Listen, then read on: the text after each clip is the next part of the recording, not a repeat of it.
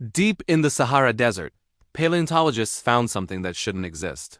A skull, 6 feet long, jaws that could crush a car, and teeth designed for one thing: killing dinosaurs. This wasn't a dinosaur. It was something far more terrifying. A crocodile the size of a bus. They called it Sarcosuchus imperator, the flesh crocodile emperor.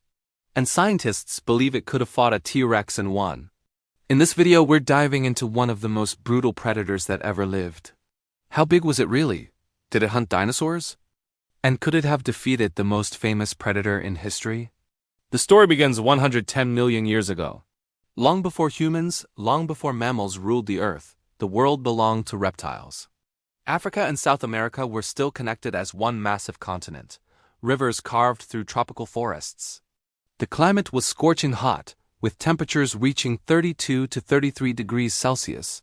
Rainfall was double what the Amazon receives today. In these rivers lived creatures we can barely imagine. Giant fish the size of great white sharks, flying reptiles with 20-foot wingspans, and walking among them, dinosaurs. But the true apex predator wasn't on land.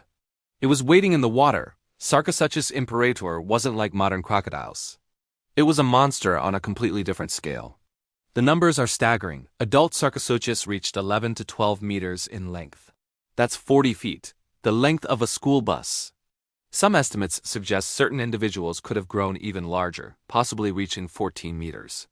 Weight estimates vary, but most scientists agree on a range between 3.5 to 4.5 metric tons. That's about 8,000 pounds. However, some research suggests the largest specimens could have weighed up to 8 tons. The skull alone measured 1.6 meters, 5.5 feet of pure crushing power. The snout made up 75% of the skull length, lined with 132 teeth. Each tooth was around 6 inches long, smooth and sturdy, designed not for tearing but for gripping and crushing. Unlike modern crocodiles, Sarcosuchus had an overbite. The upper jaw was significantly longer than the lower jaw. When it closed its mouth, you could still see rows of teeth jutting out. But perhaps the strangest feature was the bulla, a large, bulbous knob at the tip of its snout. Scientists aren't entirely sure what this was for. Some theories suggest it helped produce sound frequencies, possibly for communication. Others believe it enhanced the crocodile's sense of smell or helped it grip prey more effectively. One thing is certain: this creature was built to kill. Now comes the question everyone wants answered. Could Sarcosuchus really eat dinosaurs? The answer is complicated, but probably yes. Scientists analyzed the skull structure and jaw mechanics of Sarcosuchus.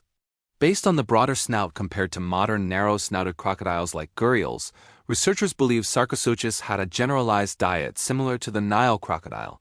This means it didn't just eat fish. It ate whatever it could overpower. Fossilized remains show that Sarcosuchus lived alongside several dinosaur species. Nigersaurus, a long-necked plant-eater.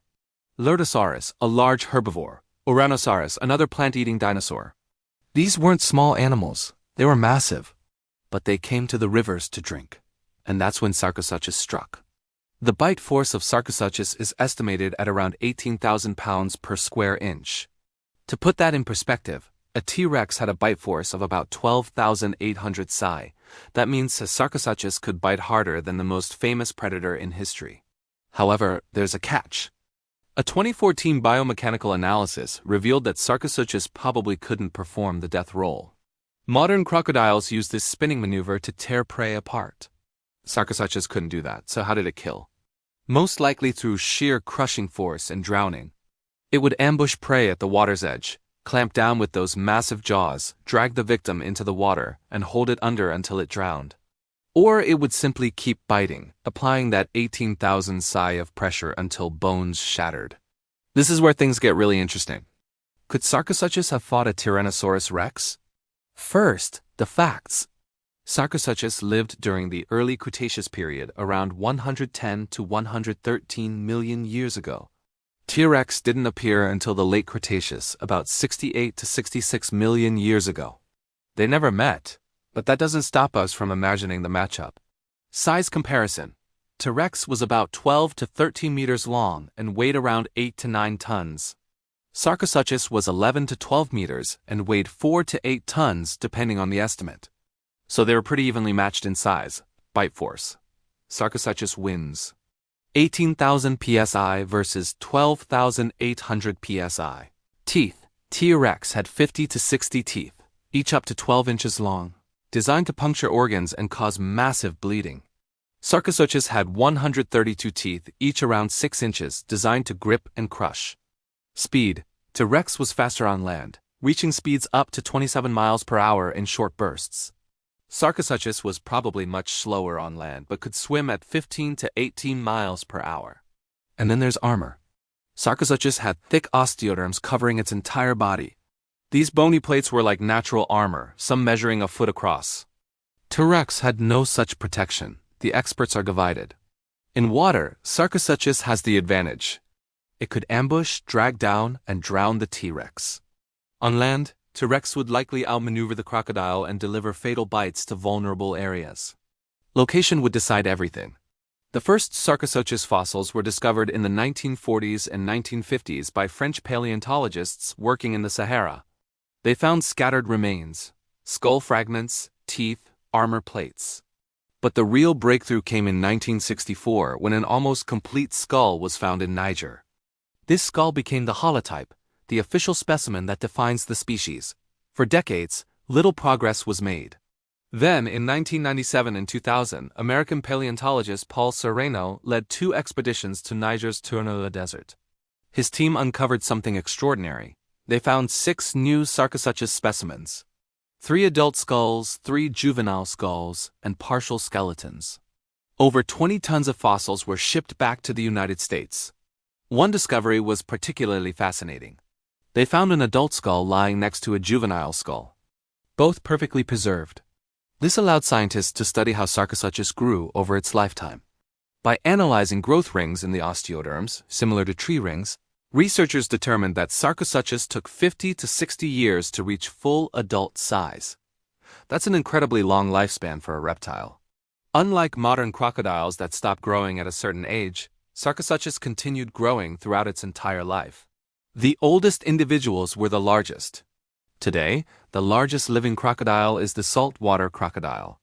Males can reach up to 6 meters in length and weigh around 1,000 kilograms. That's impressive. But compared to Sarcosuchus, it's nothing. Sarcosuchus was twice as long and 8 times as heavy. It was in a completely different category. So why don't we have creatures this big today? Climate. During the early Cretaceous, temperatures were much higher. Reptiles are cold-blooded. They rely on external heat to regulate their body temperature. Warmer climates allow them to grow much larger. As the Earth cooled over millions of years, these supersized reptiles couldn't survive. They needed too much food, too much heat, too much energy. But here's an unsettling thought. If global temperatures continue to rise, could giant reptiles return? In the rivers of Africa, 110 million years ago, the flesh crocodile emperor ruled without challenge. It hunted dinosaurs. It crushed bones with its jaws. It grew for 60 years, reaching sizes we can barely comprehend today. Did it eat dinosaurs? The evidence strongly suggests yes. Could it have fought a T-Rex? We'll never know for certain. But based on the numbers, it had a fighting chance. The Sahara Desert, where Sarcosuchus once swam through tropical rivers, is now barren and lifeless. But beneath the sand, the bones remain. Proof that nature once produced predators far more terrifying than anything alive today. Remember, modern crocodiles have been around for 200 million years. They survived the asteroid that killed the dinosaurs.